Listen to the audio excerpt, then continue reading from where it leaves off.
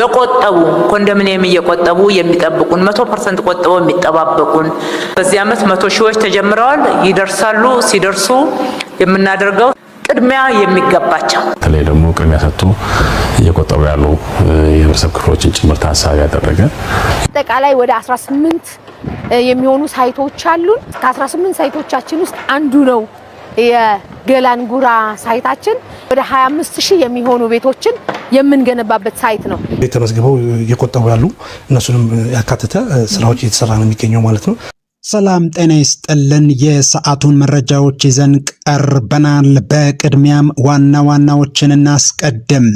የአዲስ አበባ ቤቶች ልማትና አስተዳደር ቢሮ አማካሪ ኢንጂነር አውራሪስ ከበደ የቤቶች ግንባታ በፍጥነትና ፍትሃዊ በሆነ መልኩ ለኮንዶሚኒየም ተመዝጋቢዎች እንዴት እንደሚተላለፍ ማብራሪያ ሰጡ።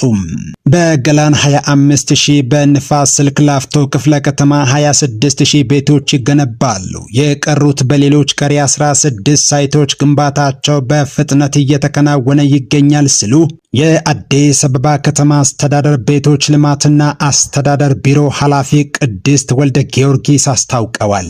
የኮንዶሚኒየም እጣው ሲወጣ ቅድመ ክፍያው ስንት ነው? ሙሉ ክፍያውስ? ይህ ጥያቄ የብዙዎች ጥያቄ ነው። በዚህ የመረጃ ሰዓታችን ከባለ 1 እስከ ባለ 3 መኝታ ቅድመ ክፍያው፣ ሙሉ ክፍያና በካሬ ሜትር ስንት ብር እንደሆነ ጭምር በዝርዝር እንመለከታለን። የአዲስ አበባ ቤቶች ልማት ኮርፖሬሽን ዋና ዳይሬክተር ኢንጂነር ቶማስ ደበለ ለበርካታ ጊዜ ተመዝግበው እየቆጠቡ ያሉ የቤት ተመዝጋቢዎች በቅድሚያ ይታያሉ ብለዋል። አዲስ አበባ ከተማ አስተዳደር በ2018 በጀት ዓመት ከ100,000 በላይ ቤቶችን ገንብቶ ለኮንዶሚኒየም ቆጣቢዎችና ለቤት ፈላጊዎች ለማስተላለፍ የሚያደርገውን ጥረት አጠናክሮ ቀጥሏል። የተጀመሩ የጋራ መኖሪያ ቤቶች ግንባታ በፍጥነት ማጠናቀቅ በሚቻልበት ሁኔታ ላይ የአዲስ አበባ ቤቶች ልማትና አስተዳደር ቢሮ ውይይት አካሂዷል። በዝርዝር እንመለከታለን። እስከ መጨረሻው አብራችሁን ቆዩ። ለቻናሉ አዲስ ከሆናችሁ ሰብስክራይብ በማድረግ መሰል መረጃዎችን በፍጥነት ማግኘት ይችላሉ። በቅድሚያ የአዲስ አበባ ቤቶች ልማትና አስተዳደር ቢሮ አማካሪ ኢንጂነር አውራሪስ ከበደ የቤቶች ግንባታ በፍጥነትና ፍትሃዊ በሆነ መልኩ ለኮንዶሚኒየም ተመዝጋቢዎች እንዴት እንደሚተላለፍ ማብራሪያ ሰጥተዋል። በአዲስ አበባ ከተማ የቤት አቅርቦት ችግርን ለመቅረፍ የተቀናጁ የቤት ልማት አማራጮች እየተተገበሩ ናቸው ብለዋል። በአዲስ አበባ ከተማ የሚስተዋለውን የቤት አቅርቦት እጥረት በዘላቂነት ለመፍታት ልዩ ትኩረት የተሰጣቸውና የተቀናጁ የተለያዩ የቤት ግንባታ አማራጮች በስፋት እየተተገበሩ መሆኑን የአዲስ አበባ ቤቶች ልማትና አስተዳደር ቢሮ አማካሪ ኢንጂነር አውራሪስ ከበደ ተናግረዋል። የአዲስ አበባ ቤቶች ልማትና አስተዳደር ቢሮ አማካሪ ኢንጂነር አውራሪስ ከበደ እንደገለጹት መንግስት የመዲናዋን ነዋሪዎች የቤት ፍላጎት ለማርካት ዘርፈ ብዙ ስልቶችን ቀርጾ ወደ ስራ ገብቷል ብለዋል።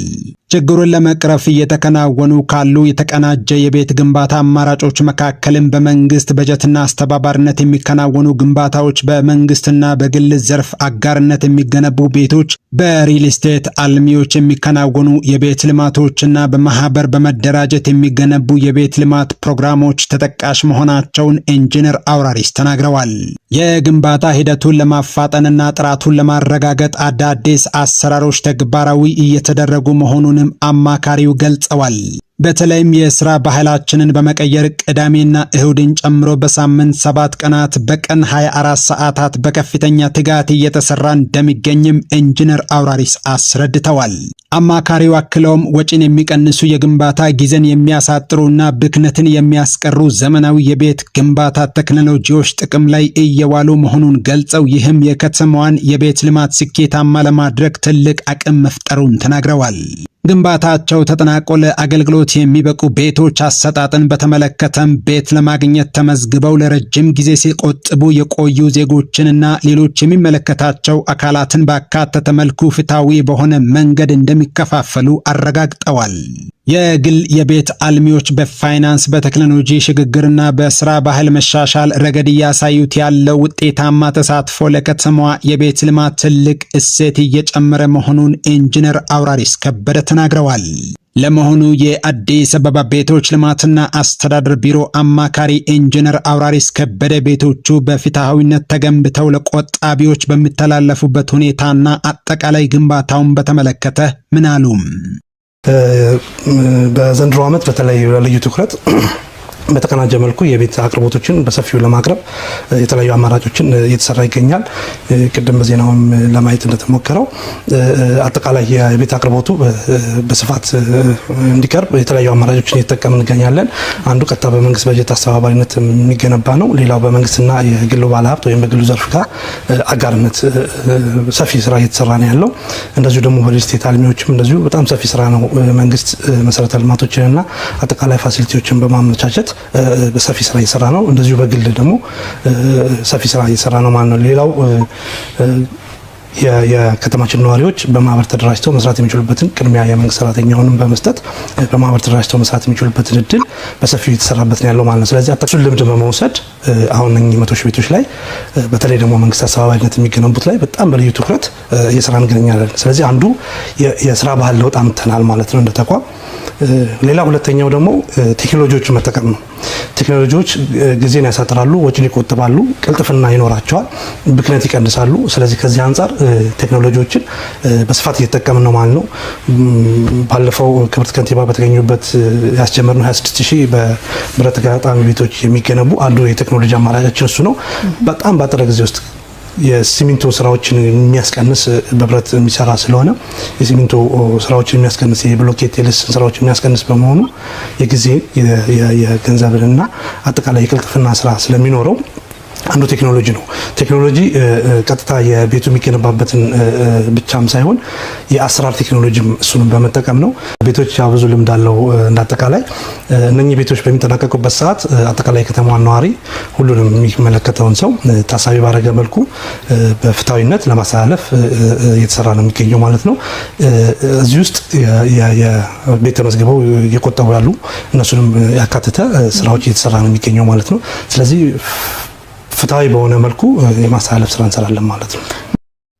ይህ በእንዲህ ያለ ቅድስት ወልደ ጊዮርጊስ የአዲስ አበባ ቤቶች ልማትና አስተዳደር ቢሮ ኃላፊ አጠቃላይ የቤቶች ግንባታን አስመልክተው ማብራሪያ እንዲሁ ሰጥተዋል። በአጠቃላይ በአዲስ አበባ በ18 ሳይቶች ግንባታ እየተከናወነ እንደሚገኝም ጨምረው ተናግረዋል። የአዲስ አበባ ቤቶች ልማትና አስተዳደር ቢሮ ኃላፊ ቅድስት ወልደ ጊዮርጊስ እንደተናገሩት የቤት ፍላጎትና አቅርቦትን በማጣጣም የህብረተሰቡን ፍላጎት ለመመለስ 24/7 መስራት ይጠበቅብናል ብለዋል። የአሰራር ባህልን በመቀየር በ52 ቀናት ብቻ 9ኛ ወለል መድረስ መቻሉን የገለጹት ኃላፊዋ የተጣለብንን ሀገራዊ አደራ ለመወጣት ያለንን የሰው ኃይልና የግንባታ ግብዓት በሙሉ አቅም በመጠቀም ከዚህም በላይ መስራት ይጠበቅብናል ብለዋል። ቅድስት ወልደ ጊዮርጊስ የቤቶች ልማትና አስተዳደር ቢሮ ኃላፊ አጠቃላይ ግንባታውን በተመለከተ ማብራሪያ ሰጥተዋል። ለመሆኑ በማብራሪያቸው ምን አሉ? አዲስ አበባ ላይ ያለውን የቤት ጥያቄ ለመመለስ ቤት ፈላጊውንና የቤት አቅርቦቱን ደግሞ ለማጣጣም ይቻል ዘንድ እንደ ከተማ ከፍተኛ የሆነ የቤት ልማት ስራ እየተሰራ ነው። አሁን ያለንበት ቦታ ገላንጉራ ሳይት ላይ ነው የምንገኘው። አጠቃላይ ወደ 18 የሚሆኑ ሳይቶች አሉን። ከ18 ሳይቶቻችን ውስጥ አንዱ ነው የገላንጉራ ሳይታችን። ግን ደግሞ አብዛኛውን ቤት የሚሰራበት ቦታ ይሄ ነው። ወደ 25000 የሚሆኑ ቤቶችን የምንገነባበት ሳይት ነው። ከ12000 በላይ የሚሆኑ ቤቶችን ጀምረናል። ሁለቱ ብሎክ በዊንግ ነው ያገናኘነው፣ አንድ አደረግነው። የጀርመን ሳይት ላይ የነበረውን ትሬንድ ነው ወደዚህ ያመጣ ነው። መሬት ሊባክን የነበረውን መሬት ቀርፈናል፣ አንስተናል። ከሊፍት ጋር ተያይዞ ሌሎች ሊባክኑ የነበሩ ኮስት ሚኒማይዝ ከማድረግ ጋር ተያይዞ እሱን ታሳቢ አድርገን ነው ሁለቱም ብሎክ በዊንግ ለማያያዝ የሞከርነው። ሁለቱ ዊንግ 104 የሚሆኑ ቤቶችን ይይዝልናል። ቅድም እንዳነሳሁት አንድ ቤዝመንት አለው፣ ግራውንድ ፕላስ 12 ነው። 12ቱ ለሙከራ የሰራናቸው ብሎኮች በዚህ ፍጥነት በዚህ ልክ ነው ከፈታቸው የደረሱት። ሌሎቹ ከዛ በኋላ ከዚህ የወሰድነው ተሞክሮ ስላለ መስራት እንደሚቻል ስላወቅን ወደ ትራክ አስገብተናቸዋል። ስለውስጥ እንደዚህ ፓርቲሽን የመስራት ስራ እየዘጉ የመሄድ ስራ ጎን ለጎን እየሰራንበት ያለነው ነው። ከተማችንን ስማርት ለማድረግ እየሄድን ያለንበት ጉዞ በጣም ጥሩ እንደሆነ ሁላችንም እናውቃለን። ከዚህም ጋር ተያይዞ ሁሉም ሳይቶቻችን ላይ የተሟላ መሰረተ ልማት ያላቸው ናቸው። ስማርት የሆኑ መንደሮችን እየገነባን ያለነው ቤቶቹን መገንባት ብቻ ሳይሆን አካባቢያቸውም ደግሞ ግሪን መሆን መቻል አለባቸው። ለህፃናት የሚሆኑ ለአዛውንቶች የሚሆኑ ለወጣቶች የሚሆኑ የስፖርት ማዘውተሪያ ስፍራዎች፣ መጫወቻ ስፍራዎች እና ሌሎችም አሚኒቲዎችን ታሳቢ አድርገን ነው የምንሰራው ማለት ነው። ጎን ለጎን እየሰራን ያለነው የፓርቲሽን ስራና የመዝጋት ስራ ነው እየሰሩ ያሉት። ከላይ እየተሞላ ይሄዳል፣ ከታች ደግሞ እየተዘጋ ፓርቲሽኑም እየተሰራ ጎን ለጎን ነው የሚሄደው። ይሄ አንድ ቤዝመንት አለው ግራውንድ ፕላስ 9 ላይ ነው የደረሰው ማለት ነው። በ52 ቀን ውስጥ ነው የሁሉ ስራ የተሰራው። ይሄ የሆነበት ምክንያት አንዱ ቴክኖሎጂዎችን በሙሉ መጠቀም መቻላችን ነው። ስራው በፍጥነትና በጥራት እንዲሰራ ቴክኖሎጂዎቹን አማራጭ ናቸው ብለን ያልናቸው የተሻሉ ናቸው ብለን ያልናቸውን ቴክኖሎጂዎችን በሙሉ አፕላይ አድርገናል። እዚህ ጎን ለጎን ደግሞ ወደ ላይ መስራት መሙላት ብቻ ሳይሆን እየሞላን ከታች መስራት አንችልም ወይ የሚለውን ሐሳብ ደግሞ አዲስ ሐሳብ ነው ያመጣው ከተማ አስተዳደሩ። ከታች እየሞላን እንሄዳለን፣ ከላይ ደግሞ ስኬሌተኑ እየቆመ ይሄዳል ማለት ነው። በዚህ ልክ ፍጥነቱን እየጨመርን ጥራቱን ደግሞ እያስጠበቅን የምንገነባቸው ግንባታዎቻችን ናቸው።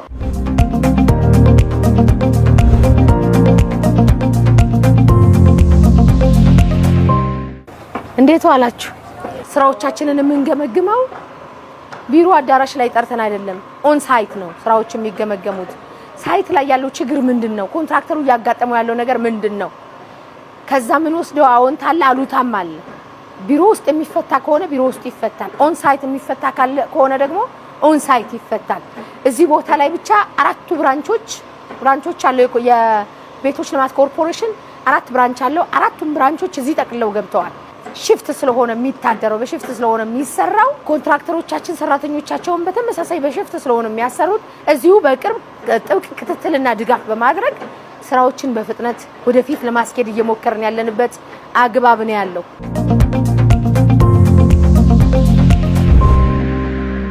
እንግዲህ ይሄ ዛሬ ያየነው በመንግስት አቅም ብቻ እየተሰራ ያለው ነው። ይሄ ግን በቂ አይደለም።